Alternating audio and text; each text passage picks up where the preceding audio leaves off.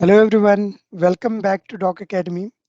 आज हम लोग सीखने जा रहे हैं पावर बीआई का पार्ट 8, जिसमें पावर बीआई सेटिंग है, global setting and local setting. हम लोग इनके ऊपर डिस्कस करेंगे।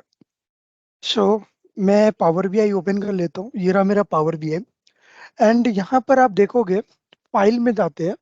फाइल में जाने के बाद यहाँ पर ऑप्शन एंड सेटिंग्स है। यहाँ पे दो सेटिंग्स होते हैं। एक होता है data source setting. Data source setting आप ओपन करते हो तो यहाँ पर आपका जितना भी डेटा सोर्स है, जिसका क्रेडिशनल आपके सिस्टम में लॉगिन है, मतलब फीड है पहले से, जिसे आप ओपन करने के लिए आपको पासवर्ड की जरूरत नहीं होगी। जैसा कि ये मेरा एजोर डेटा, एजोर एसक्यूएल सर्वर है। ये भी मेरा एजोर एसक्यूएल सर्वर का है। ये मेरा माइक्रोसॉफ्ट सिक्वल सर्वर का है एंड ये भी मेरा माइक्रोसॉफ्ट सिक्वल सर्वर का है। ये शेयर पॉइंट है और ये दोनों मेरा ऑनलाइन साइट है। और ये आपको दिख रहा होगा मेरे को माई सिक्वल सर्वर का डेटा है। तो ये यहाँ पर मेरे पास सेट है। ये मेरा ग्लोबल परमिशन है। अगर मैं करंट की बात करता हूँ तो करंट में अभी मैंने इसमें कोई भी डेटा इंपोर्ट नहीं कर रखा है। तो ये मेरा करंट डेटा सोर्स का कोई भी परमिशन नहीं है, ये ग्लोबल परमिशन है। आप चाहो तो यहाँ से उसको रिसेट करके रिमूव कर सकते हो। ठीक है। नेक्स्ट है मेरा, मैं सेम वहीं जाता हूँ और वापस यहाँ पर आए एंड ऑप्शंस पे क्लिक करते हैं। ठीक है।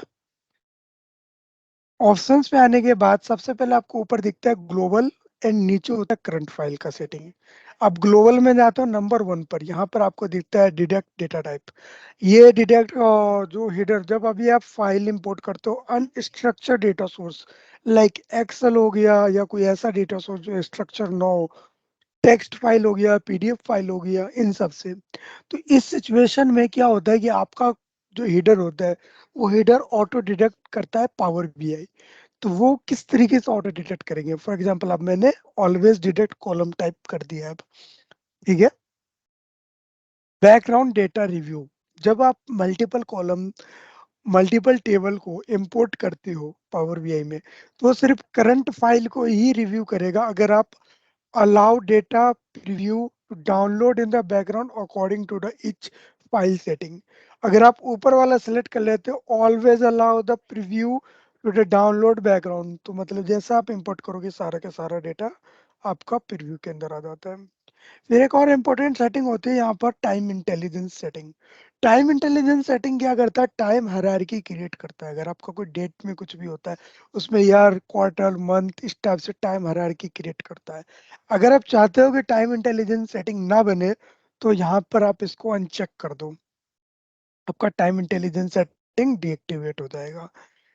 देन आपका पावर क्वेरी एडिटर से रिलेटेड है, display the query panel, display the formula bar. ये पावर क्वेरी का कुछ डिफॉल्ट सेटिंग है। Enable web table interface.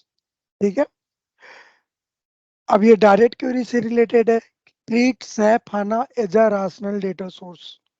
ये कह रहा है कि आप सैप हाना को राशनल डेटा सोर्स ट्रीट करो। अगर आप इस पर क्लिक करोगे तो ही ट्रीट करेगा, अदरवाइज सैप हाना को non rational data source treat करेगा। फिर ये पाइथन और आर से रिलेटेड है सेटिंग। यहाँ पर सिक्योरिटी है, जो कि सर्टिफिकेशन रिवोकेशन एक्सटेंशन यूज करते हैं। ये इसमें एक इम्पोर्टेंट सेटिंग है जो कि एक्सटेंशन से रिलेटेड है। जनरली ये कहता है कि आप रिकमेंडेड करता है कि आप पावर बीआई को, जो कि ट्रस्टेड एक्सटेंशन है, केवल उसे लोड करने की परमिशन दो। सेकंड ये है कि कुछ ऐसा एक्सटेंशन है जो कि ट्रस्टेड नहीं है, जिससे आपका डेटा हैक हो सकता है। आप खुद भी करते हो, इस सिचुएशन में आप इसको अलाउ करोगे, जो कि माइक्रोसॉफ्ट इसको रिकमेंड नहीं करता है। ठीक है। फिर कहता है custom visual, so security warning when adding the custom visual. ठीक है। एक तो माइक्रोसॉफ्ट का ऑलरेडी विजुअल है कुछ, आप स्टोर से भी डाउनलोड करते हो, बट कुछ विजुअल्स जो आप मार्केट प्लेस से डाउनलोड करते हो, आप खुद बनाते हो उसका फॉर्मेट, ये उसके लिए है। बाद में फिर मैप है, जो कि ARCIGS मैप है, उसके लिए। यहाँ पे फिर आपको प्राइवेसी से रिलेटेड है, रीजनल सेटिंग, अपडेट से रिलेटेड है, यूज ऑफ डेटा। ठीक है। प्रीव्यू सेटिंग्स है कुछ एंड हमारा ऑटो रिकवरी से रिलेटेड है, आप रिकवरी करना चाहते हो या नहीं करना चाहते हो।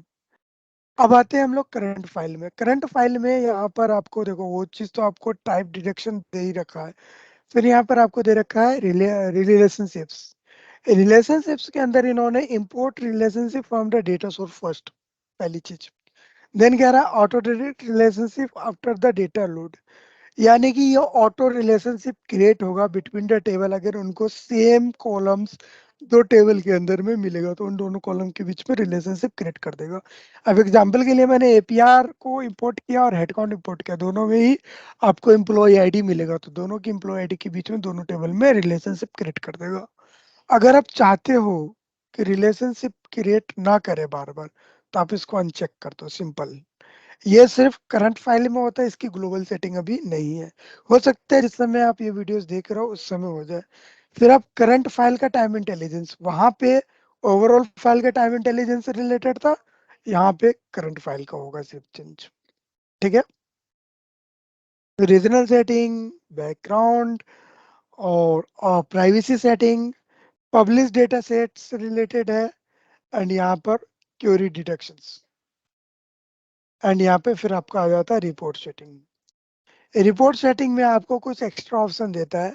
आपको देखोगे विजुअल ऑप्शंस है, विजुअल ऑप्शंस के बाद देखें यहाँ पर आपको चीज दे रहा है एक्सपोर्ट डेटा।